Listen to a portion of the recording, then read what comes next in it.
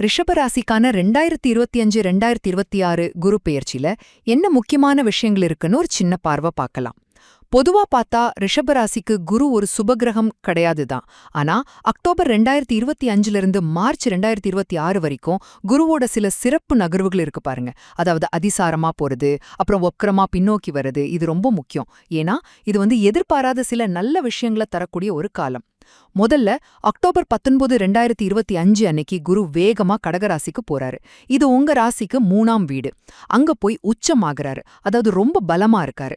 ஆனா ஒரு 22 நாள்லயே நவம்பர் 11, 2025 இருந்து வக்ரம் அடைறாரு. அதாவது பின்னோக்கி நகர்ற மாதிரி இருக்கும்.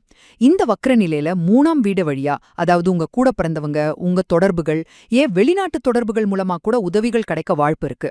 ரெண்டாவதா டிசம்பர் 4, 2025 அன்னைக்கு குரு வக்ரகதியிலேயே, அதாவது பின்னோக்கியே மிதுன ராசிக்கு திரும்பி வராரு. இது உங்க ராசிக்கு 2ஆம் வீடு, அதாவது வாக்கு, பணம், குடும்பத்துக்கான இடம். மார்ச் 11, 2026 வரைக்கும் இந்த நிலை நீடிக்கும்.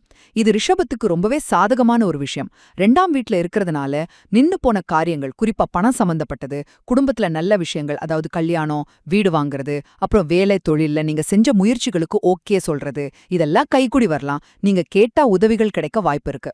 கடைசியா பாத்தீங்கன்னா இந்த மொத்த வக்ரகதி காலம், குறிப்பா நவம்பர் 11, 2025 இருந்து மார்ச் 11, 2026 வரைக்கும் ரிஷபராசிக்கு ஒரு கோல்டன் டைம்னே சொல்லலாம். டக்குன்னு சில முடிவுகள் எடுக்கிறது, திடீர்னு நல்ல விஷயங்கள், சுப காரியங்கள் நடக்கிறதுக்கெல்லாம் நல்ல வாய்ப்பு இருக்கு. ஆக ரிஷபராசி காலங்களுக்கு குருவோட இந்த வக்ர பெயர்ச்சி காலம் சரியா திட்டமிட்டு செயல்பட்டா உண்மையிலேயே நல்ல பலன்களை அள்ளி கொடுக்கும்.